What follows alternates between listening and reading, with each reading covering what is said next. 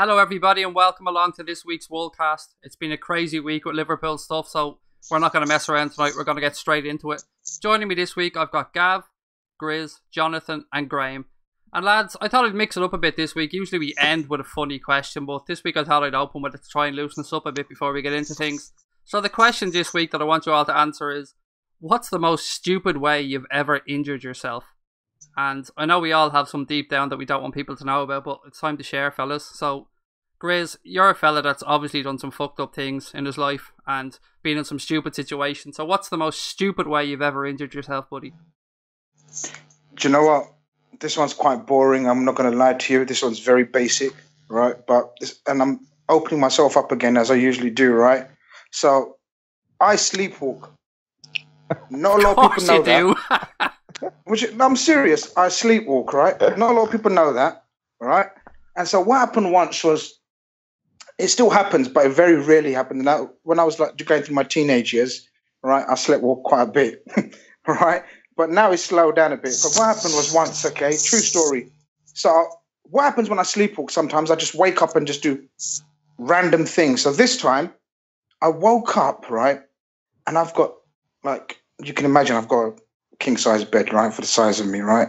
So do you know what I've done? I've pulled out the mattress and I've tried flipping it over on my own. Fuck's sake, I must have done that. And I must have been in like some beast mode, right? Because I managed to do it. Please tell me your wife wasn't in the bed. No, she wasn't. Otherwise, it would have been difficult, right? But I managed to do it because I don't know what happened, because it's adrenaline, you're sleepwalking, you don't feel nothing.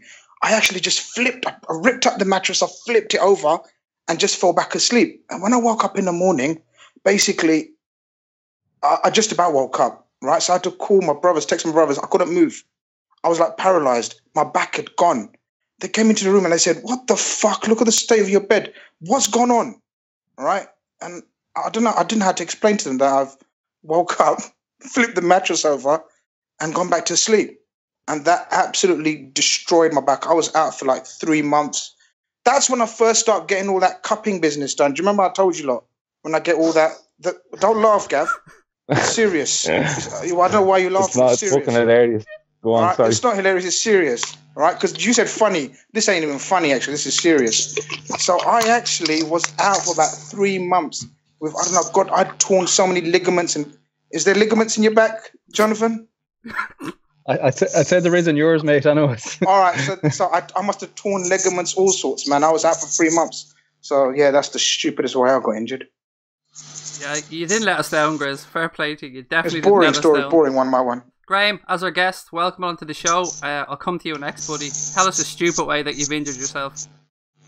Have we got time now after Grizz's? You'll get used to Grizz, trust me. Like, that's short for him. No, we'll let him out. No, mine's just something quite... I'll keep it on the football route, really. I was a defensive centre mid when I was in my younger days, and I was 15, 16. We were in the semi-final of the Cup, and it was 0-0 going into the last minute. And there was a bit of a scramble in the box, and I never got in the box that much, so slid in to kick the ball into an open goal and toed the post and broke 2 of my toes. So that's probably the most stupid, but the most painful as well at the same time. Did you score the goal afterwards? Did I fuck? Oh. So it was everything about it was bad. Yeah, no, that doesn't sound fun. And thanks for making up for time there, because Grizz took up all day. Jonathan, what about you, buddy? I know you've done something stupid. Oh, I've done many things. The one I'm gonna share with you folks is, as you might know, I grew up on a farm back in the typical west coast of Ireland. So it was summertime, and we were bringing in the bales of hay. And I like to point out my parents weren't around at the time, so it's not their responsibility. But I was in my early teens as a little gobshite. So we had a trailer, and we were filling the trailer up full of the bales of hay. Okay, so we had a long piece of string on the trailer that it would just flip over the top of the load just to keep everything in place. But you can imagine when we were driving around with the empty trailer, this long piece of string was dangling down along the ground. So me, being a little gobshite, thought it'd be a very good idea just to rub behind it and step on it. Wrapped around my right foot, dragged me there was some girls around at the time as well. And here's me, little being a show off. Try to just man it out. Drag me on my belly. Drag me by the bollocks a couple of yards up the ground. The girls who was trying to impress had to scream at the driver to stop and untangle me out. So yeah, that was a pretty rather embarrassing. Please situation. tell me that girl ended up being your wife. She didn't, sadly. Didn't work out so, buddy. She didn't. No. So not even that. Even I'm surprised, like, because who's marrying that gobshite? Yeah, exactly. Because that was such a cool way to impress someone, isn't it? Yeah, drag yourself across the ground behind the tractor. Yeah, by a bollocks, dragging my bollocks along the ground. Yeah, so that's my embarrassing story. Gav, which bag of cans included story did you injure yourself with? There's no bag of cans. I've never broken a bone in my body. I have that on my CV.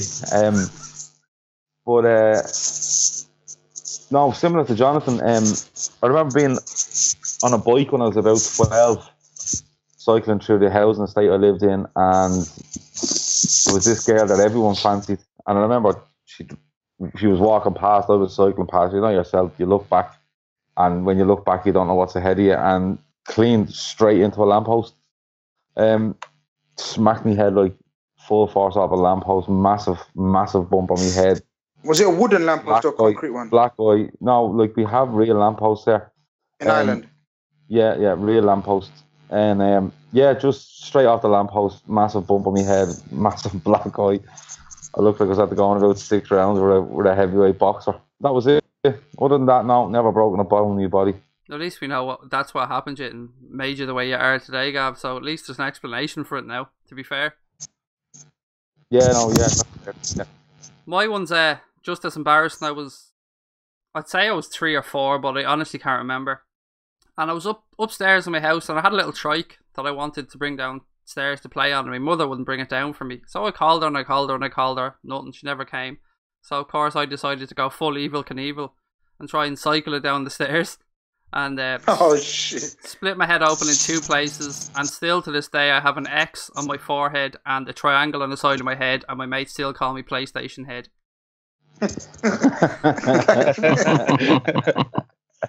I like that. Yeah, so I think we've all loosened up a bit now and told some people secrets we didn't want them to know. But let's get on to the football, lads. And the first thing I wanted to cover this week is, how do we feel FSG have done running the club? And I don't want to drag this out long term, so we'll say over the past 18 months, because a lot has happened in that 18 months. We can pretty much cover all aspects here, but in general, how do we feel that FSG have done? Graeme, as our guest, I'll come to you first on this one. I think you have to break it down. I don't think you can just say how they've done, because it's from different aspects, isn't it? I've got a real love-hate relationship with FSG. I love them for what they did, and rescuing us from Hicks and Gillette. Everyone says they didn't, but being honest, when it come down to the brass tacks, no one was willing to take on Hicks and Gillette in a court to go and win the rights to buy us and settle our debt, essentially, which is what they did. And they had to be very clever about it, because they had to get Hicks and Gillette to agree to have Broughton in, and they had to play a real long game. So I appreciate they did that. And then the good custodians for our club, in the fact that they didn't come in with sweeping statements saying there'd be a spade in the ground in 90 days, yet they gave us everything we wanted. I was really, really vocal about staying at Anfield.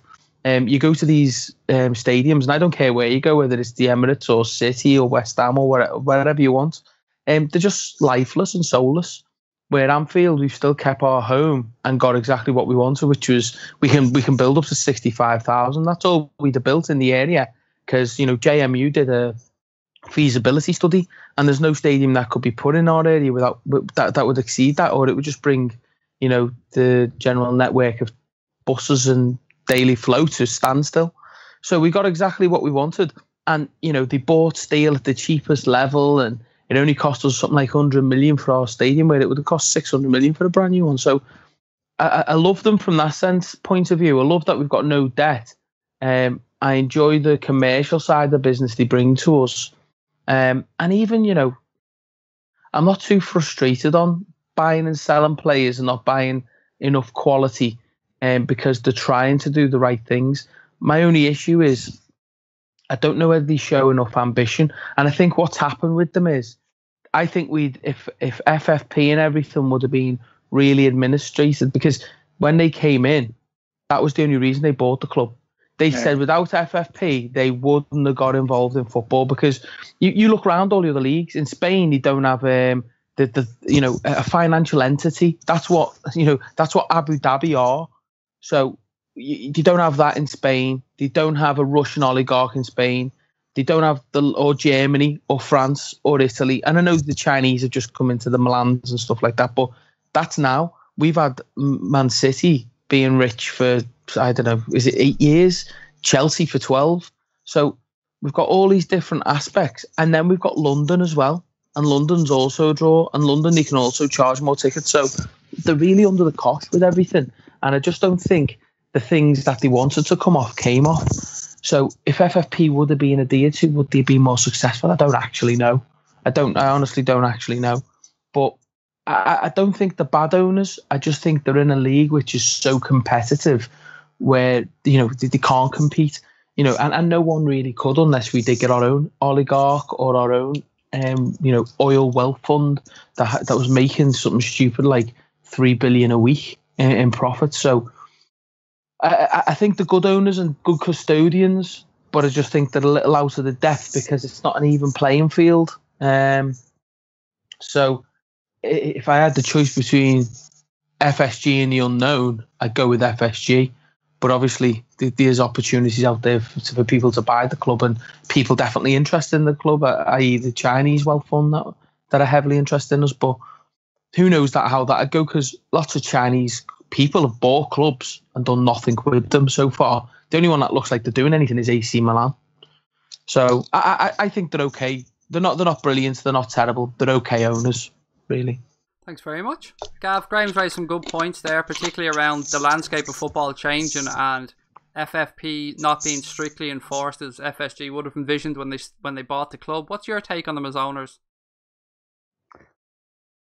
Overall, I like them as owners. I know that's a risky thing to say nowadays, but overall, I do like them. Graeme touched on a point about FFP. I think they did come in thinking FFP would level the playing field, and they'd have the know-how, the sports know-how, and they're a little bit cute, and they may be able to, manipulate situations to make Liverpool bigger and better.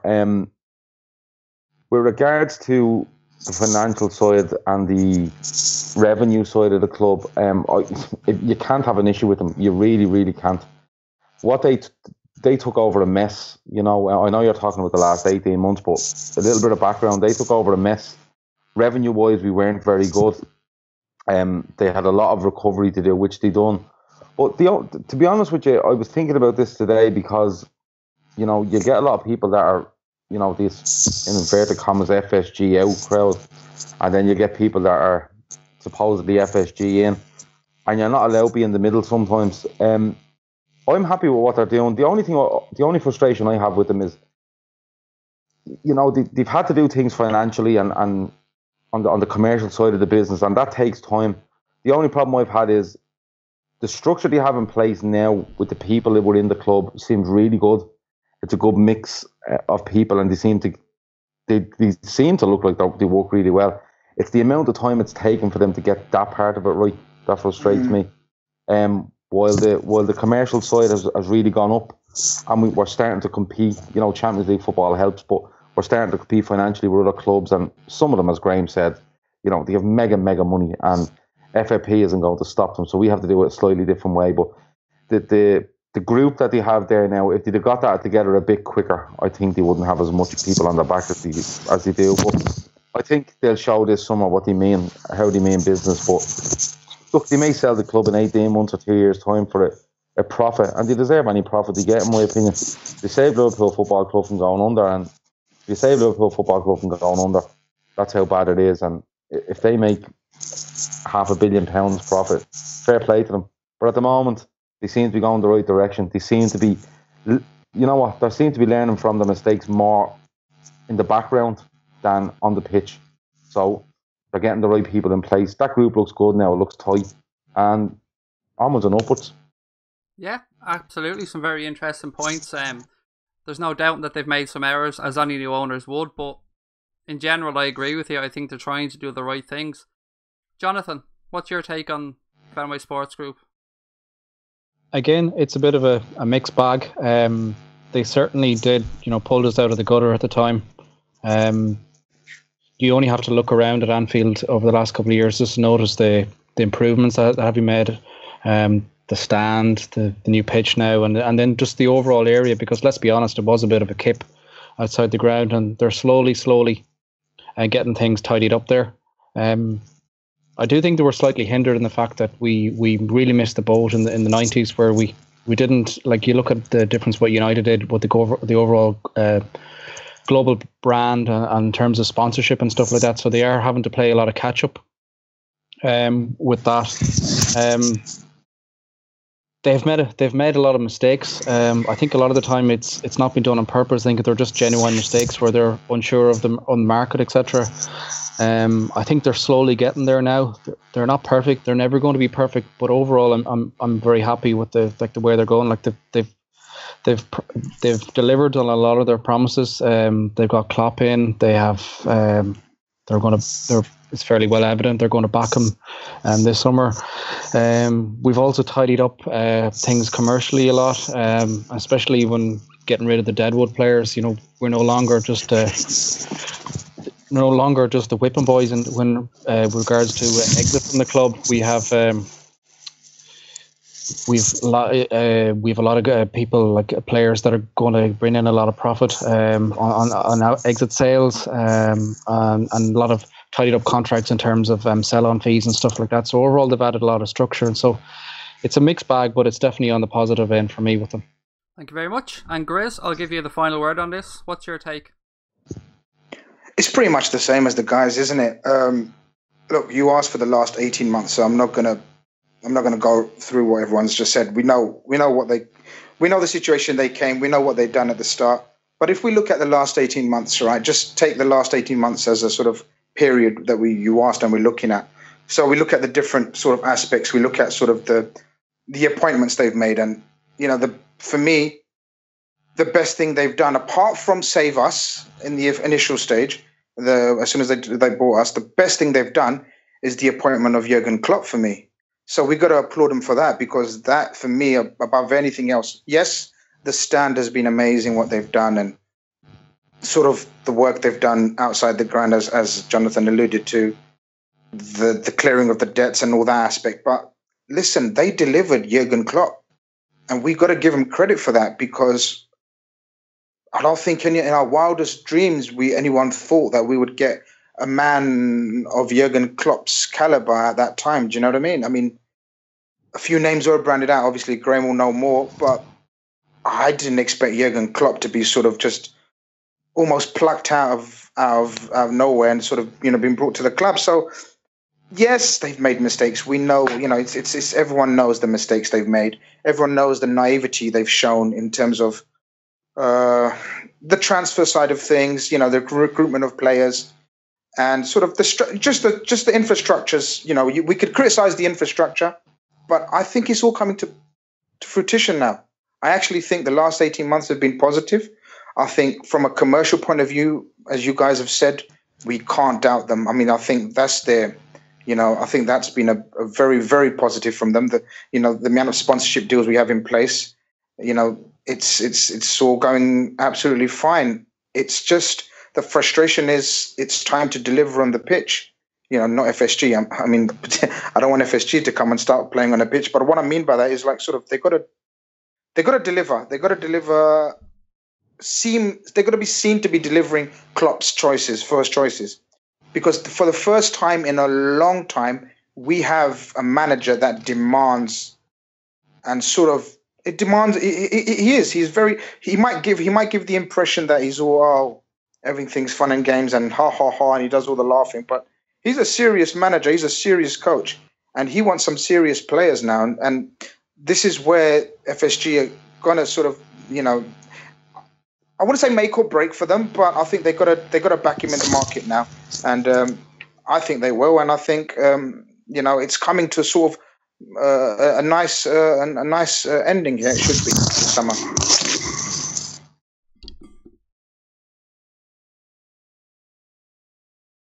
lads. You mentioned Jurgen Klopp there, and sticking on the Klopp topic, how big an influence do we think he has, or how big a say do we think he has with FSG in regards to how the club is being run and how things are being done? I think he has quite an important say. I don't think people realize how much of an important say he has. I mean, these guys, when they recruited him, they knew what they were getting, but he commands respect, and there is a certain level of sort of quality he wants in everything. You can see it, and I think they respect him. I think they trust him, which is the main thing, isn't it? When you bring in a coach, you've got to trust him. I don't think. Look, Brendan had that year sort of where, you know, we nearly won the league, and so that gave him sort of quite a heavy say in things. But that, to me, from the outside, it didn't look like they fully trusted him. There was always sort of hit and miss, or it was like sort of they'd ask his opinion and his opinion and his opinion. There was too many opinions in that era. But I think under Klopp, I think he's made it quite clear. It seems he's made it quite clear what he wants, how he wants it in terms of training facilities, in terms of players, contracts, you name it. You know, he seems to know what he wants, and I think FSG trust him with more than anything else. And that's a good recipe, because if you've got any sort of trust issues between the top, you know, the top and then the coach, then that's where the problems arise. But in my opinion, I think they fully trust him, and that's a positive, because, you know, that can only help us going forward. Yeah, no, 100%. I think you're right. I think the club seems to be really settled at the minute. Things seems to be running rather smoothly, and long may it last.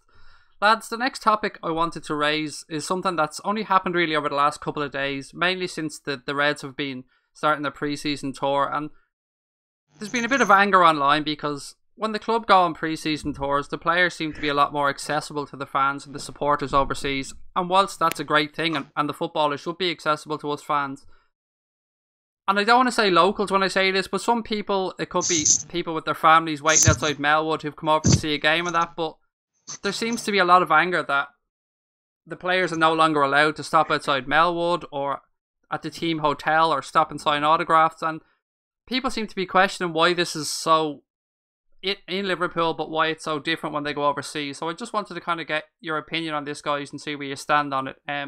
Jonathan, you go to a hell of a lot of games. What's your take on this situation about the players not being able to really stop and interact or sign for fans these days whilst in Liverpool?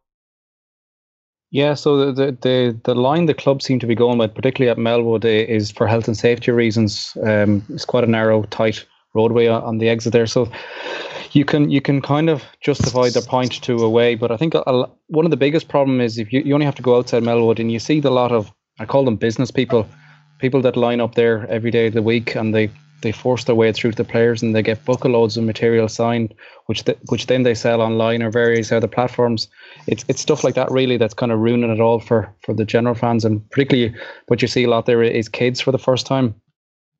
I saw the video going around there earlier where they're on the tour and all the players are kind of ignoring the fans as they go up, and the players looked quite awkward. Even Klopp looked awkward. You see Bobby's giving a little wave.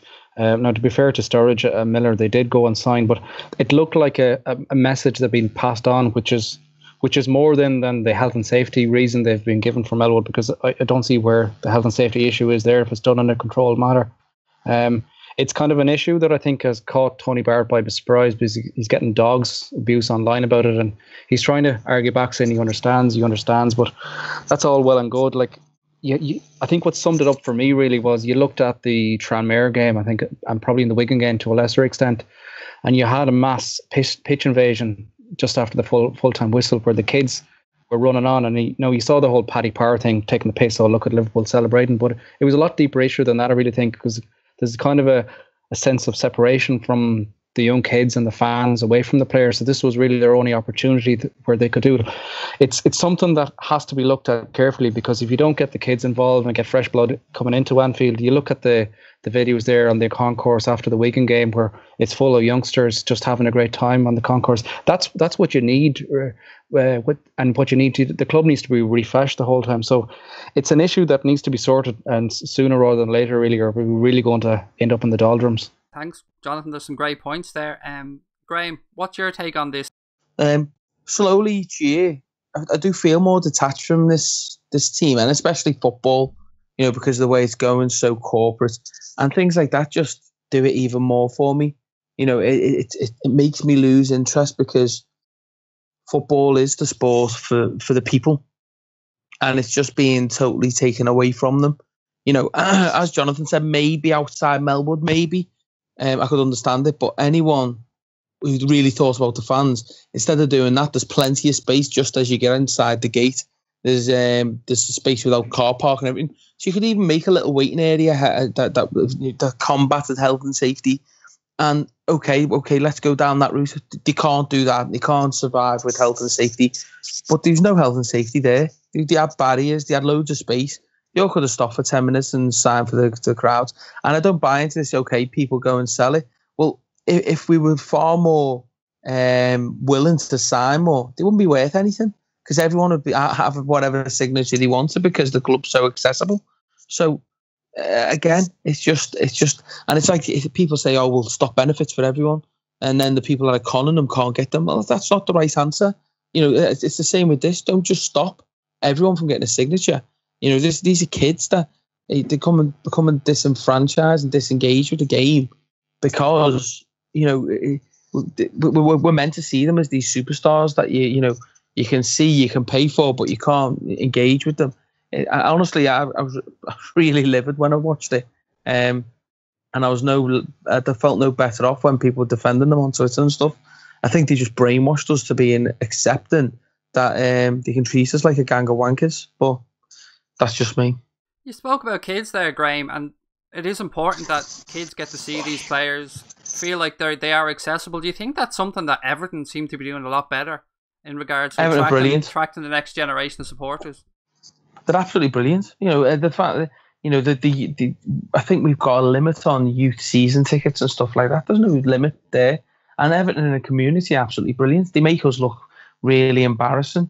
The things they did with the young lad from Sunderland and stuff like that. We don't seem to do anything like that. We'll have a half-time penno competition, but we don't really engage in the community. And people say we do, but okay, if we do, we don't hear of it. And if we did, we seem to promote every single other thing that we do. So we should promote that we do if we do. But I honestly don't believe that we are as fully engaged as like Everton and Man City. Man City are bloody fantastic at it. Man City fund 12 schools in the area that were going to be closed down, stuff like that. You see, I know we're on a different playing field financially, but Liverpool wouldn't do that even if we had the money.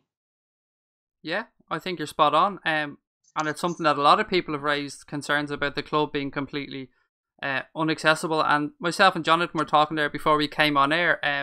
At the moment, Rafa Benitez and Newcastle are over in Ireland doing some pre-season training, and Jonathan wanted to chance his arm and see if he could perhaps get out to Carlton House and have a word with Rafa. So he emailed the Newcastle press office, and we were both blown away when they actually replied. I mean, that's not something we'd ever expect to happen with Liverpool if we sent them an email. No, but again, we've almost got this arrogance about us without the success, in all honesty. Do you know what I mean? There's other clubs like us, but there's so much more better. Yeah, you wouldn't, and I've even heard it's not about just the club, because I've even heard, and it's not a new thing, to be honest, because I could tell you stories all day long about people signing and stuff like that, and I know the players that haven't signed in the past. And I remember when my dad took me over to get signatures outside the main stand, and these players then, Dominic Matteo was an absolute arsehole and wouldn't sign a single thing and would literally push past kids to get in a car and get off. And don't get me wrong, he's not the only one. And I've heard of people in town asking for a signature too, even Klopp, and he's being turned down. which I understand when you're having a bite to eat with your family, but these were in Liverpool trackies, getting on a Liverpool bus paid by the Liverpool fans to go and play football abroad for a laugh. Do you know what I mean? Pre-season with no pressure. What the fuck? You could spare them a minute. And you can say all day long, oh, well, they all didn't want to. Well, if they all didn't want to, they'd done what Sturridge and Milner did and broke the rules, because what are they really going to do to them? Do you know what I mean? Yeah, absolutely spot on. If the players are going to stand there and sign some autographs for the kids, I don't see what the club can do about it at all. Gav, you've heard what Jonathan and Graeme have had to say in it. What's your take on the situation about the players not being able to stop and sign for the kids? Yeah, the lads have more or less covered it there. Like Jonathan said, it is down to health and safety. I read somewhere else today that it's actually the council that have said about regarding Melwood. It's the council that have put this in place. But like Graeme said, like if there's plenty of room inside the gate, you could easily get room for whatever it is. If it's 30 or 40 people outside, a barrier, 30 or 40 people along that, and tell the players, look, as you're driving out, sign a couple of things as you're driving out, and it's all done and dusted. The video today, though, of the bus is a little bit... It was actually embarrassing to watch. That's the only way I can explain it. It was actually embarrassing to watch. Sturridge and Milner stop. I'm looking at it thinking, are Sturridge and Milner assigned as the two players to stop? Or have they just broken Sorry the to rules? interrupt, lads, but it's not this year either, is it? It's last year, isn't it? Because Lucas was getting on the bus and there was no Salah. But what I'm saying is it's not a new thing. Don't believe this idea that the council have just put this idea into place. It's not a No. It's been going on too long. No, I read something today. To be perfectly honest with you, I'm just going on the emotional side of it. The factual side of it, I'd leave to other people. I literally read today about health and safety. I read another comment saying it was something to do with the council. The bus thing that I watched, is that bus thing not from this year? Because I literally... No, I don't think so. I don't think so, because Lucas got on the bus. That's what I'm saying. It's not a new thing, but that's still... It's not a new thing, yeah. No, but it was actually embarrassing to watch. Like, I'll still stick to that, even if it was last year or if it was today. I still stick to that. It was embarrassing to watch. To be perfectly honest with you, it came on. I glanced at it and I got about 3 or 4 players in and I watched their reaction as they got on the bus and I thought, I can't even watch that. That's embarrassing. But, yeah... People are right. When they do go away, you seem to see a lot of players with groups of fans and sponsors and different things like that. And look, if you can't do it in Liverpool for the fans that are in Liverpool, why should you do it for fans? And that's not a thing about local fans and foreign fans and stuff like that. I just don't understand why, if you can't do it where you're based 6-7 days a week, why could you do it so many thousand miles away? It is something that has to be looked at. If there is a void or whatever else, that really needs to be looked at. And fan power works sometimes. You watch the ticket prices issues and stuff like that. So I think if pressure come on the club, they may look at it. And as one of the lads mentioned there, Tony Barrett is getting absolute dogs abuse over it, and that's what Tony's there for, to take dogs abuse, whether he likes it or not. So he may have to go to the club and say, look, we need to do something about this. We need to make an area available, or we need to, on match days, we need to do something, whether it be the main stand or wherever else it is. So, look, it doesn't look good now, but hopefully a little bit of maybe pressure from fans and different, maybe even media outlets, and you might get a bit of movement on this. But it shouldn't get that far in the first place, let's be honest.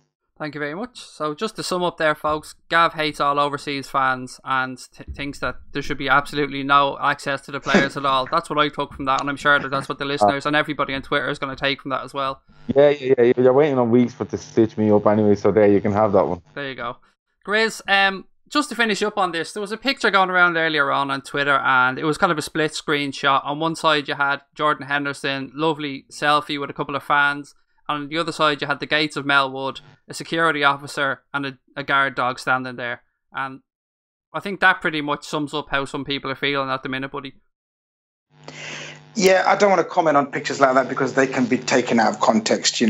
We don't know what when that picture was taken. But look, everyone's nailed it. Basically, it was cringeworthy. It was upsetting. I didn't, So are we saying that wasn't from today, Graeme? That wasn't this year?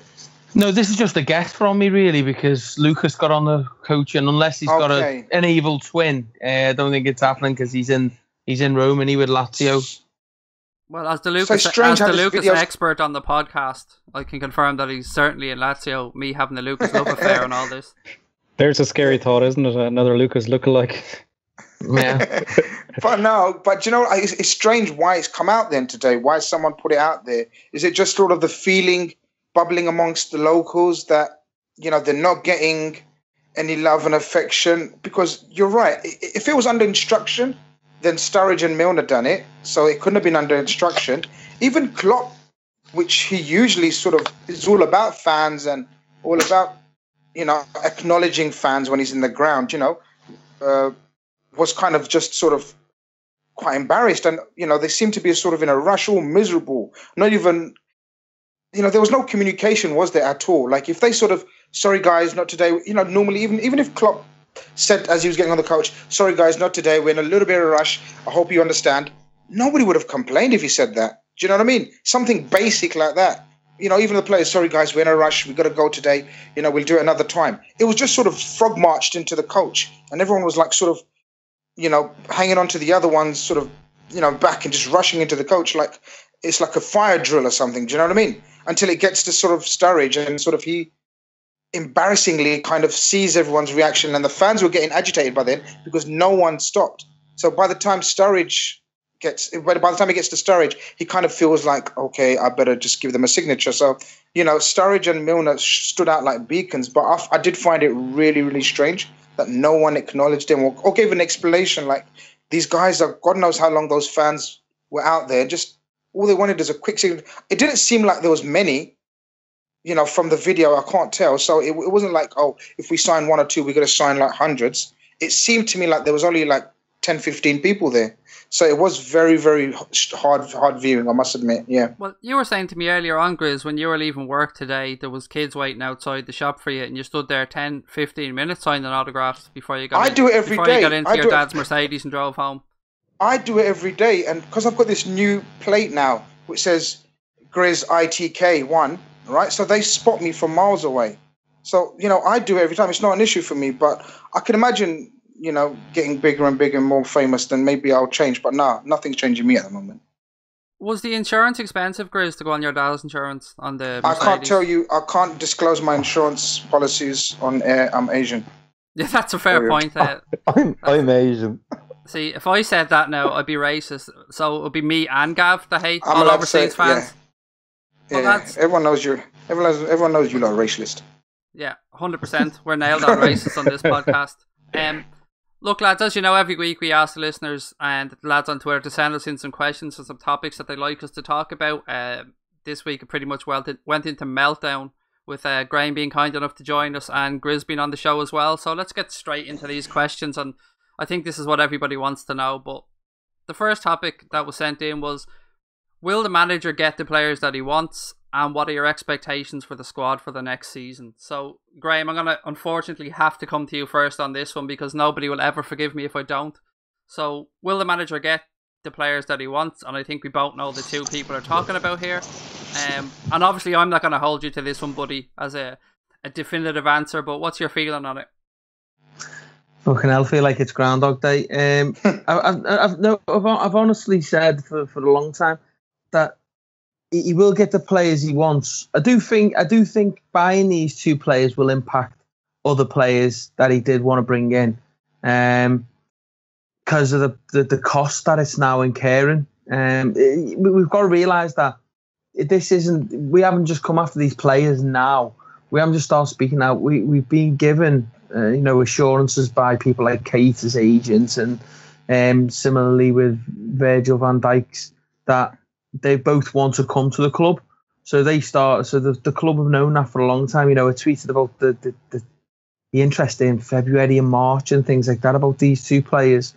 So the interest was there. There is no real plan B. There is, but you don't want to turn to the plan B. And when I speak about the plan B players, there's such of a lower level that it honestly concerns me. And it concerns me to the point where if it did all fall apart, which again, I don't think it will. I think he'll get both players. The Keita thing, I was told, this, and tried to put it on Twitter to calm everyone down. We've got him, but there will be this to and fro and this saving of face. And then when and everyone goes, oh yeah, thanks, you know about what's going to happen. And then when it actually happens, people go, what the fuck's going on? Why are we going to lose him? You're like, well, I did say that we'd have it. It's mental. We would have these issues because you've got to realise the club like Red Bull Leipzig, they've only existed for 6 years or 7 years. One of my friends went to both Red Bulls as a part of his, for where he works, he was doing like a bit of a investigation into different brands. And when he went there, like you go to Melwood, and around Melwood, there's all sorts of quotes and pictures of us winning our 5 European Cups, 18 league titles, our great players such as Dalglish and Souness, pictures everywhere, and affirmations. In Leipzig, this is no shit. You walk around and there's like fucking Formula One cars, pictures, and there's fellas jumping off the moon onto Earth. And snowboarders. and I mean, my mate said, well, shouldn't you have, because they've won the leagues to come up to the Bundesliga, and he went, shouldn't you have more about that? And he went, no, because we're not a club, we're a brand. And he said, our brand is, something exciting, something out there to take risks. And he says they play like that. When he went, it was more the Austrian one, not Leipzig, because they're a little bit higher in the league, but it was more the Austrian team. He says like the fucking centre-half would push on with the fullbacks. And he said it was just all gun-ho, do you know what I mean, and stuff like that. And that's the way they play. It's like Klopp, rock and roll football. So it's one of them whereby they're loving this exposure, and they're looking to make, when we sign Keita, he would be the most expensive player in or out of any club in the Bundesliga, and they love that because that gets their name out there again. But the more that they're in the press saying yes, no, the chairman does, the owner doesn't, and all this, they're exposed. There's exposure, and that's why I wouldn't be surprised if they're the ones that have leaked that United are interested, which United are interested, but the player will only leave the club to come to Liverpool. And it's like Van Dijk's turned down City and Chelsea, and it's these players they bought into what Klopp's got and what Klopp's offering. And again, we're not getting done with anything because we've been given permission to speak to him. So on some level, they're willing to do a deal. On some level, they've done a deal, but they just want this maximum exposure for their brand. They're not a football club as such. They're a brand, and we've all got to recognise that. Because I didn't understand it until my friend told me about exactly what they were and how they describe themselves. So it's a queer situation, but yeah, sorry, long story short, yeah, I believe we'll get both players, and they'll be the players that Klopp wants, yeah. As well as Robertson, obviously. You do believe that this interest from United is real? Yeah, 100% it's real. 100%, yeah. I thought that was a paper just stirring shit, to be honest. No. Wow, that's but you're sure his heart is set on joining Klopp? Yeah, Mourinho, apparently, I don't know. I'm not in United.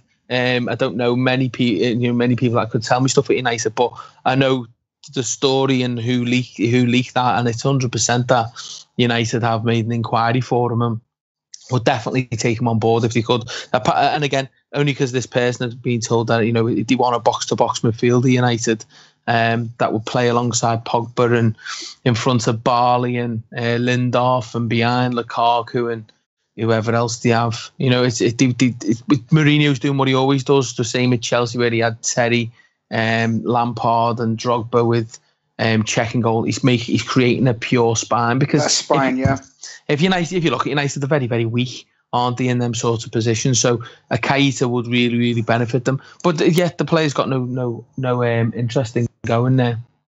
I was even told that today. That's like music to my ears, and I'm sure to a lot of people listening as well. Gav, you wanted to come in on this point? Yeah, I'm not as informed as Graeme is, and I like that story about going over to Red Bull and the people jumping off the moon. That was really funny.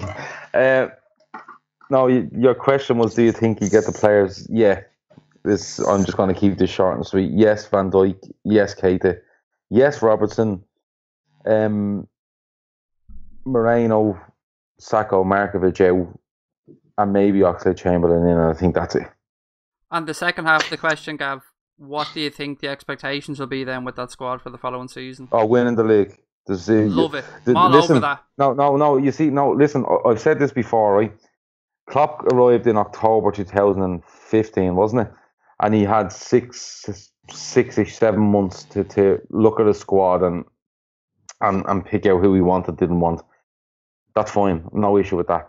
Last season, to me, was get as high as you can, but I wouldn't have put a massive amount of pressure on him for top 4. But he still went and done it.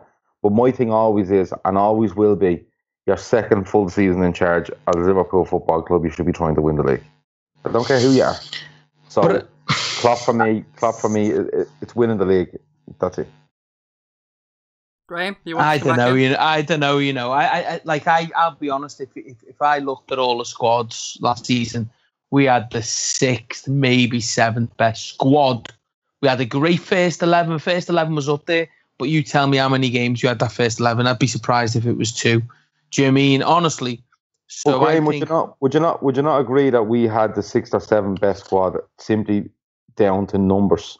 In quality, I don't think any of them squads are anyway, amazing. But that's a squad. That's a squad game, isn't it? Numbers. Yeah, no, that's a squad game, and that's. If you look at Chelsea, the way they went through the season and how few players they used because of they didn't get injuries and very few suspensions. But look, squad numbers are not. At the end of the day, he's going into a second full season at Liverpool. He's had all the tools given to him, especially this summer, if you're to believe the money he's going to spend. And as a club, Liverpool should be going in there, looking at everybody else and going, yeah, we're as good as you. And second full season, in my opinion, is you're going to win the league. But the thing is, you got to look at what you're up against. And don't get me wrong, I understand what you're saying about the same argument with me dad. My old fella says, fucking hell, if he spends 200 million, I want that fucking league. And I want the fucking Champions League as well. That's the way he is. But I just look at it and look. You look at City. I like your dad. Nobody is. He's, and I can understand where he's coming from. I understand what Gav's saying. But again, you got to realise what you're up against. City have spent £100 million on keepers in the last 2 years. 100 million quid on keepers. We bought Karius and Mignolet, who can add up to 12 million. And it's you've and that's just where to say we're now getting into a place where I've said for 10 years, give me 225 when it was 25, give me 250, give me £270 million players in Keita and Virgil Van Dijk than these 6 fucking £20 million Markovic and Moreno and all this shite. Just give me 2 world class rather than 6 maybes in the future.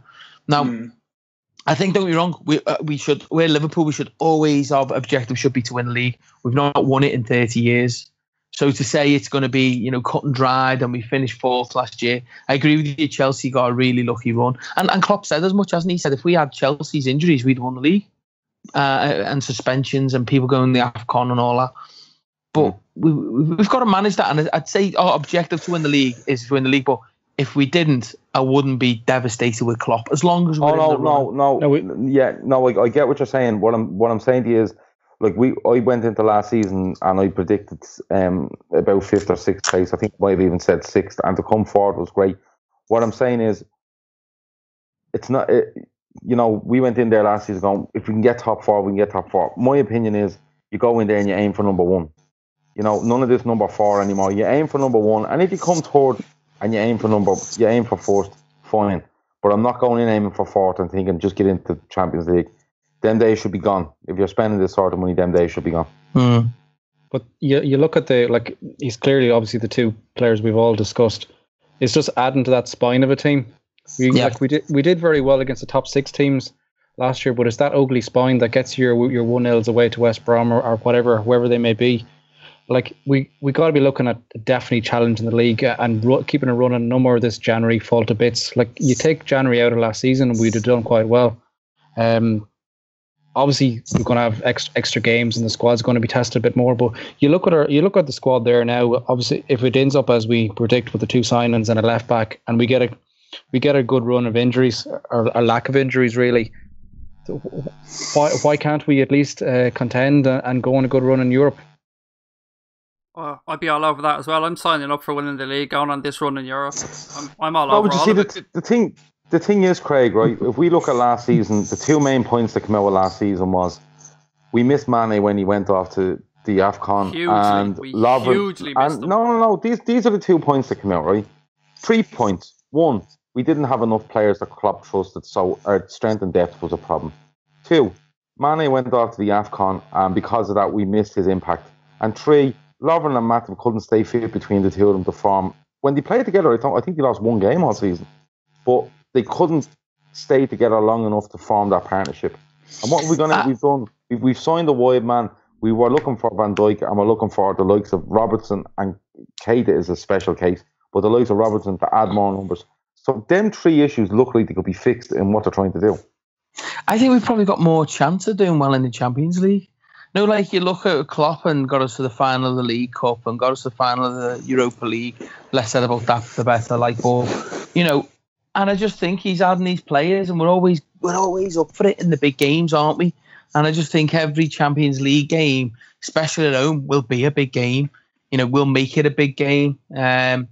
So I honestly think we could go far in the Champions League because we're in a match for anyone, especially as I said last season, with that first 11, and especially if we get them extra 2 players. That's 3 players we've completely revamped our squad with, our team and our spine. So I think it will be I think it'll be an interesting season. I think it's going to be a really good ride if we get the players in that we want. I think in Europe there, I think we're set up just to really, really mess with a lot of big teams' head. Just we can sit deep and just burn and pace of Mane and Sally. We can do a lot of teams in the counter attack. I think we could really rattle some cages in Europe this season. Yeah, I think you're right. And I think Graham's made a very good point that the players that he's bringing in and the way he looks to be setting them up really will prime us for European football. But Grizz, I've purposely left you out of this conversation to the end because I wanted to bring you in on, we've covered Keita and Van Dijk there to a degree, but I wanted to bring you in on somebody that you brought up to us guys maybe 10 days ago, and that's Maxi Romero. Is that the guy's name?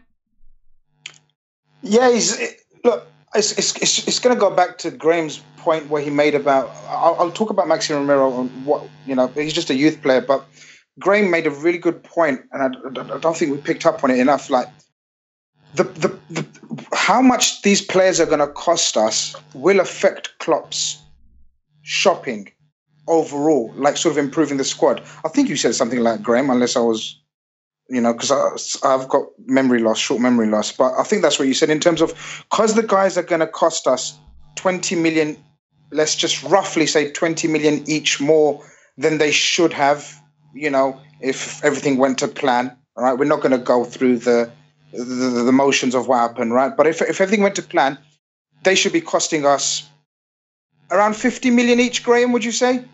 I think that's what we've probably put aside in our minds for, yeah. Yeah, so that's 50, yeah. So we sort of budgeted roughly, right? No one knows the exact figures, but let's say... you do, Grizz, tell the truth. You do, don't you? Yeah, Come on, Grizz, tell the truth. Stop fucking making shit for me. All right, so listen. So we're looking at 100 million. We're looking at 100 million, right? Graham says, right? I'm going to use Graham's name.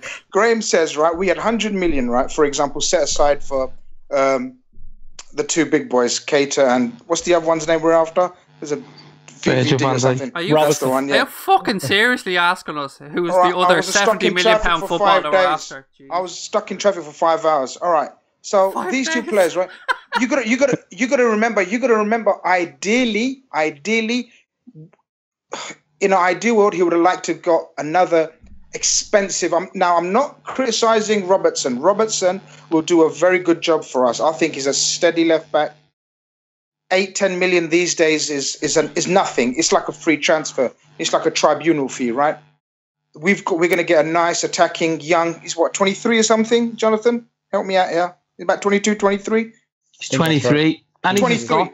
And he's a Scot, and he's left-footed. Now, I've always said, no Premier League team that I can remember, and that's not a lot, right? Yeah, that really is not a lot. Right, has won the league without a left-footed player in the team. It's true, though. Remember, I asked the question on Twitter, and no one had an answer. When was the last team who won the Premier League didn't have a left-footed player in their team? And we needed that balance. We needed that width. But ideally, Klopp would have liked, I'm guessing Klopp would have liked a more, glamorous left back. When I say glamorous, maybe a higher quality left back would have cost us 30, 40 million. So like Mendy. Like Mendy. there you go. So Mendy. So we're going to have to shuffle our list a little bit, right? So now, but Klopp's so adamant. He's so adamant that he wants Virgil van Dijk and Keita. And I think that's what's going to get us over the line eventually. Because as we alluded to earlier, he holds so much sway now that he will, I believe, according to what I know, I believe he will get those deals in place because he's fucking wants them bad. And he's wanted them bad for ages. I mean, he didn't go shopping in January. He was offered. We had money to spend. But he said, if I can't get X, Y, Z, I don't want anyone else. I want X, Y, Z. I'll wait summer for them. As Graeme says, the noises that we were getting from the agents were, relax, they're yours. Relax, they're yours. And obviously it doesn't always work out like that. But we've come to a point now where the deals are on, many people think the deals are on tender hooks. I don't think they are. It's just because we've been waiting and linked to the same players for so long. The fans are just getting so nervous. And, as Graeme says, he said it's just posturing. It's just they're a brand. They love in this exposure. As Graeme said, this Keita will be the most expensive Bundesliga transfer. Think about that. Now we're talking. That is a bit crazy when you think about that. Like when you think of the players that have gone in and now Bayern Munich. Yeah. We're talking Bayern Munich, Dortmund. We're talking about XYZ teams. We're talking about Leipzig are just about to sort of receive the record fee, right, for one of their players. They're loving it, as Graeme says. They're all this exposure. They're attention seekers, man. They're proper attention seekers of world football. So it's panicky because, yes, as Graeme says, the fallbacks, if God forbid, if these deals don't come through, the difference in quality is what's scary. But, I don't think it will come to that. I do honestly believe these two will come and Robertson. But the only thing is, then it sort of hinders Klopp's plans for bringing in 2-3 youngsters where he would have liked maybe 2-3 more squad fillers of the likes of Ox and, whatever. Even another winger just in case, Mane or gets injured or Salah. This Maxi Romero guy, he's just a 19-year-old Argentinian. We've got some serious links. Well, someone made the point to me today, that they just signed, but Bayern Munich. Hello, sorry. Yeah, go on. No, I was just saying, someone said to me today, Bayern Munich signed Rodriguez, and it's been totally overshadowed in Germany by this Leipzig and Liverpool standoff, yeah. So I spoke to a German colleague today who's a big Bayern Munich fan, because I wondered, is that the case, or is it just the way journalists are feeling over here? And he said, no, exactly. He goes, we signed Rodriguez, who was, he was quoted 70 million to the English press. I know they end up getting him for a 2-year loan and 22 million quid at the end of it or something, but they said you haven't heard sight and the sound of it on all the sports channels. It's all been about Red Bull, and so as I say, they're basking in this glory, and they're loving that because they see themselves as a super club in the future. So they want to say that they played hardball to keep him, and they took Liverpool to the cleaners. Liverpool, this big brand in the world, and they want to be mixing with them sorts of teams. So yeah, as I say, I'm not overly concerned. I got told all this would happen. So the only time it'll concern me is when it comes to September the 1st and he isn't on board. But again, I've been told that won't happen. Lads, there was another point I wanted to bring up here around the transfers, and it's the thing that probably annoyed me the most, and that was the threat about tapping up. And this is something that we all know is rife in football, and every club is at it. What's our feelings on that threat from Southampton in particular, that Liverpool went against the rules in the pursuit of Virgil van Dijk? Do you want to take it? You, innit, Graeme? Who else? Well, do you know Blackpool was mentioned, and when Blackpool was mentioned by John Cross, I actually fucking gasped because I didn't think anyone knew about it, and I thought, shit. But then when you look into it further, this is all, again, it's all like posturing. Everyone panicked and went, oh, fuck, we've met him in Blackpool. We got permission for that. We had you have to get written permission to speak to him, but so did City and so did Chelsea. So Dave spoke to him as well, but it's just not been reported that Chelsea met him, I don't know, in Norfolk or whatever it was. But our meeting in Blackpool was fully allowed. But because no one understands tapping up and stuff like that. We all just gone, shit, Liverpool have met Van Dijk. But no one knows we have permission for that. But the problem is that, you know, we've had the issue with the Stoke kid, which was very serious with, you know, apparently we changed names and dates and stuff on paperwork that his parents had signed. So and then we got the ban for the youth. So it already looks like you're quite guilty. Do you know what I mean? And then for this to come out, if the FA did go, let's have a full investigation, then that just means you're definitely not signing him. You're done. If there's an investigation into you trying to sign a player that you're getting accused of tapping up, you're not signing him. So I think it was easier to not maybe get them looking into things, and maybe there'd be the odd loose text or something, or a WhatsApp or something like that, and make the apology, and then you're still in the game. Yeah, go back to base. So, you know, that's essentially what I felt about it. Don't get me wrong. Something happened in between, which I'm not going to explain while it's all still going on. I won't explain it on Twitter or any podcast until the whole situation's done.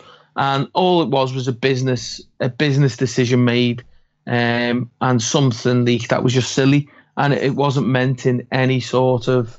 It weren't meant to upset Southampton, and it did, and that's why they called us out with the John Cross story, which is natural, which is what I would have done and anyone else would have done. But yeah, I think it was just, you know, Grizz has just said the word maybe is just to go back to base and let's regroup and let's go again in the future. Without that apology, we wouldn't have signed them. So they acted pretty quickly, and they acted well, in my opinion, FSG in that situation.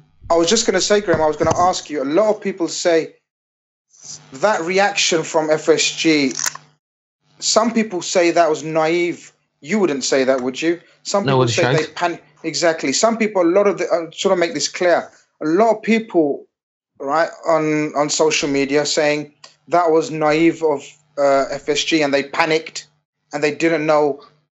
Basically, they shit themselves. Graeme, would you say that's the case? They probably did shit themselves, but they made the best of a terrible situation, in all honesty.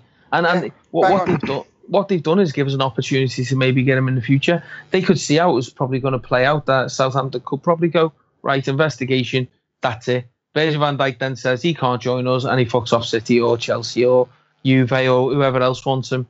Do you know what I mean? So it's one of them whereby they acted quickly, and even to this day, I think it was the right decision, and they did really well with it, to be honest. Not a lot of people like to hear that, but it's the truth. Right, before we finish up, guys, I have a couple of quick questions for Graeme. Literally two, Graeme, so I won't keep you too long. And these questions are: Sturridge, is he staying or going? There was a breakthrough with Sturridge at the end of last season. If you remember before a game, I can't remember what it was, Klopp went, I don't know how long Sturridge is out for. Then he played that game. And something's happened in the background where things have gone pretty well. So I'd say he's staying. I hope you're right. Do you know that? I really hope you're right. No, I do. Don't get me wrong. I'm the biggest Sturridge fan in the world, and I was devastated because he was definitely going from something that happened last season where he was definitely 100% going, and then something's happened. Again, I'm not going to go massively into it, but and it's been a bit of a breakthrough, and it's good for him. So the opinion is that he's going to stay. He looks really lean. He looks well. Do you know what I mean? He's come back, and he looks so much in shape. It's great. Yeah, he does. He looks to put on a bit of body mass as well, doesn't he? He looks to fill out a little bit. Yes, tanked out a bit, hasn't he? Gav, you want to come in on that one, Gav? Yeah, no, I agree. I think he stays 100%, and I think everyone knows I'm not Origi's biggest fan, and I think this little run of fitness from Sturridge and being regularly able to train and stuff like that, I think it's shown a different side to him to Klopp, and I still think if one of them strikers leaves, I think it's Origi. He does nothing for me. People argue with me every single day about this, but he just does nothing for me. And I'd love to see Sturridge stay, because with the squad that they're putting together there, and Sturridge can come in and play games and come in and impact games, and you look going back, you know what he reminds me of? If you go back to 08-09, I think it was 08-09, and that lad that came on for United and scored a couple of goals, was it Makeda? Makeda. Yeah, and if you watch Makeda as a young player come on, just the freedom of the pitch and scored 1 or 2 big goals for them and got them over the line really. Sturridge is a much better player than him. You know, he's on a different stratosphere to him. But if you watch Sturridge coming into games, being able to start some games, especially with these Champions League games coming up, or League Cup games, or FA Cup, if there's replays and stuff, he comes in, he starts games, he's able to impact games. And like, I'm not being funny, a fully fit Daniel Sturridge coming on with 20 minutes to go, and you're always in a chance of a game. So for me, going back a couple of months ago, I said he wouldn't play for Liverpool after this season, just the way things were going. But like Graeme has said there, something's changed. And I think 2 effects. 1, he's been consistently training and is looking better and better.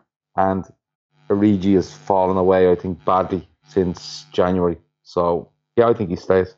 The thing is with him, you know, I've always said, and this is my favourite quote on Sturridge, and I came up with it myself, is the fact that if he was always fit, he wouldn't be playing for Liverpool. Because if he'd have played 36 games in the league, he'd have got 36 or 40 goals or something mad, because his strike rate is the best in Liverpool history for minutes per goal. Do you know what I mean? He the amount of goals he gets for the minutes he plays is the best in Liverpool's history.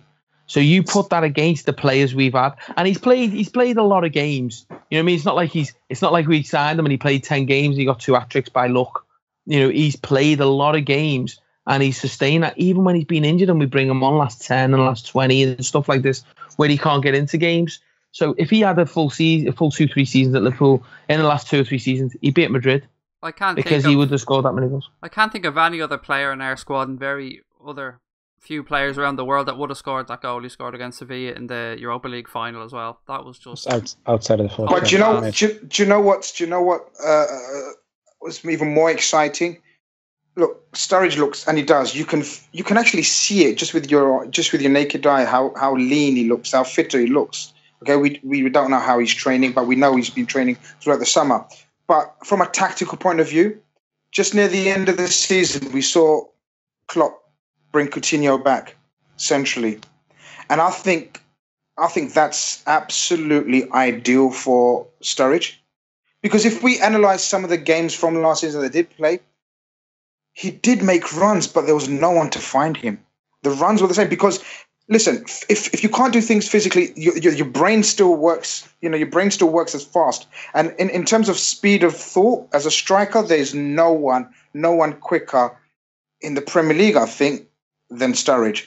And Coutinho, bringing Coutinho central, and if we, get this Keita on board as well, I think Sturridge becomes a totally different animal. Absolute, totally different.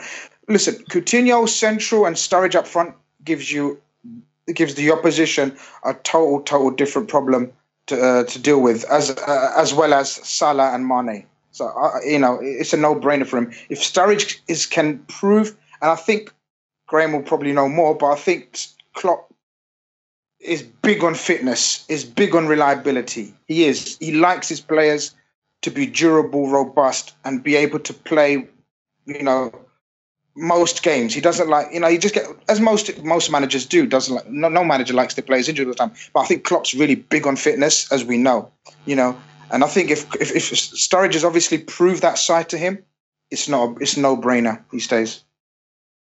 Just to add there on Sturridge, I know it's only pre-season and 2 games at 245 minutes, but he's showed a different side to him so far, and it's probably a role that he'll play more and more this season. He's no longer the number 9 hanging on the last defender. He seems to be dropping in a little deep and pinging some balls, because he is a very good passer of the ball. I think that's where you'll see more and more this season. It was interesting even in the second half against Wigan there Friday night. Now, I know the second half was pure muck, and we played like a front 3 of Origi, Sturridge and Solanke, and nobody knew where to go. But it was Sturridge showing a bit of tactical nous, just dropping a bit deeper and started pinging a few balls around. And I think that's where you're going to see more and more of him this season, because he no longer has that burning pace to get him behind, but he is a very shrewd and has a good mind for the game. So I think we'll see him more and more there. Isn't it wonderful, Jonathan? Though, look what you just said. That we don't, because I don't think, to me personally, I don't like him dropping deep and playing what you've just said. But it gives us options. I prefer him. I want Sturridge on the end of things. I want Sturridge in the box. There's no one quicker. There's no better finisher. But isn't it brilliant that Klopp has these options now, and it's not predictable?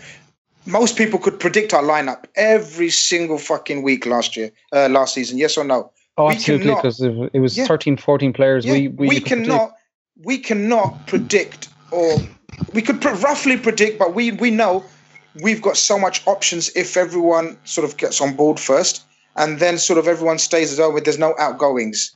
We've got, and that's what we want. We want the opposition guessing what lineup Klopp's going to bring, guessing what lineup formation Klopp's going to bring to the team, and it just gives us sort of more options. We became slightly predictable, I thought, for a while last season, and I think that goes out the window now. I think we're all under the same boat here, in the same boat. We all think and hope that Sturridge stays because we can see what he brings to the team. The last question this week, lads, is about Jordan Henderson. What do we think his fitness levels will be like, and how pivotal a role do we see him playing in the squad and the team this year? Graeme, again, I'd like to come to you first on that, please, buddy. Oh, shit. I've avoided this question like the fucking plague. I think he'll be managed this season, personally.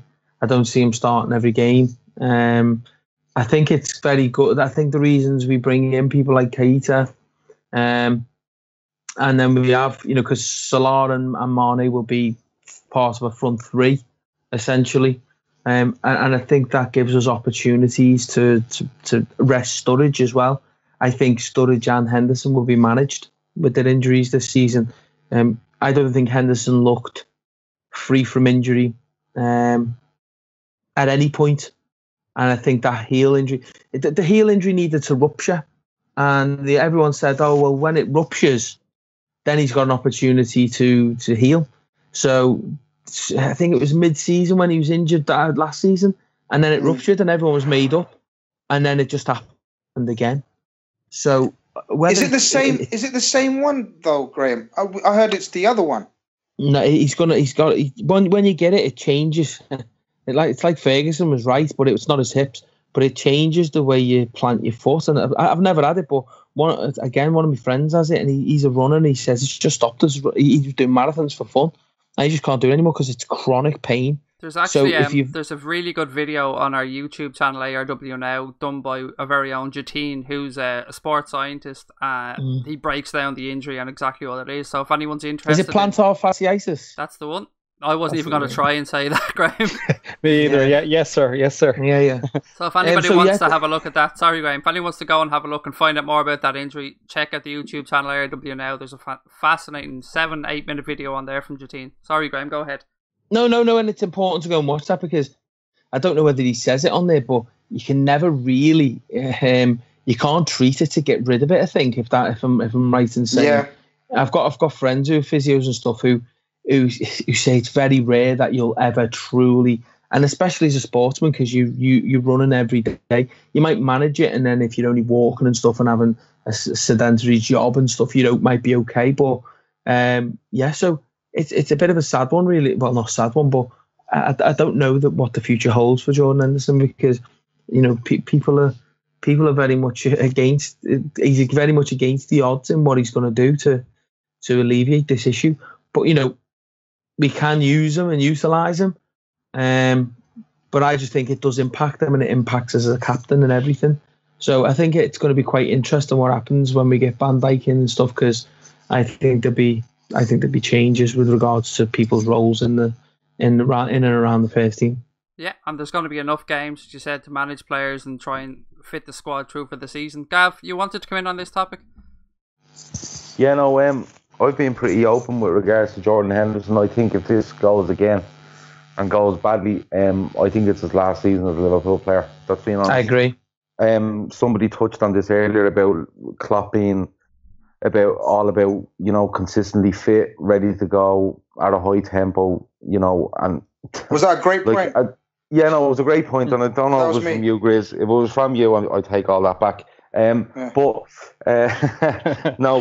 No, he is Grizz is spot on. He is about that, and I just think that if this happens to him again, I think Klopp will have to look at it and say, enough's enough. He needs two people in there. For one position, Emre Can and Jordan Henderson. I have no issue with them sharing the workload, and as Graeme said, managing Henderson a little bit through the season, and Can probably plays 65% or 60% of the games. Henderson plays 40%. And if you can get him through the season, fine. I really rate Jordan Henderson when he's fully fit and ready to go. I back him. I back him to play before Jan actually, and when they're both fully fit. But I just worry for him. I just worry that if he gets to September, October, and this goes again, and he's missing till March, and M.A. Jan is on a run, and he just runs all the way to the end of the season.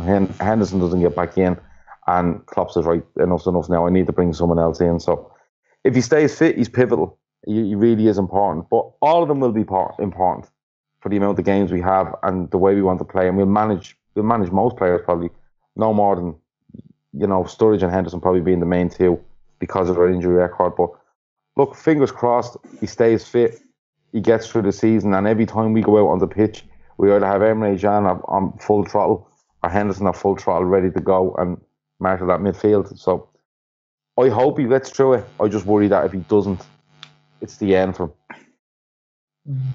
Jonathan, do you want to come in at this point, or? Yeah, well, the Can versus Henderson one is one we can go all night at. But as much as I like Can, he just doesn't offer this. Henderson offers a hell of a lot more. Just in that quarterback role, just picking the ball off the back four, moving it quickly. Can is a bit slower. He's a bit more put his head down and drive with the ball, particularly against deep line defence, particularly at Anfield or whatever.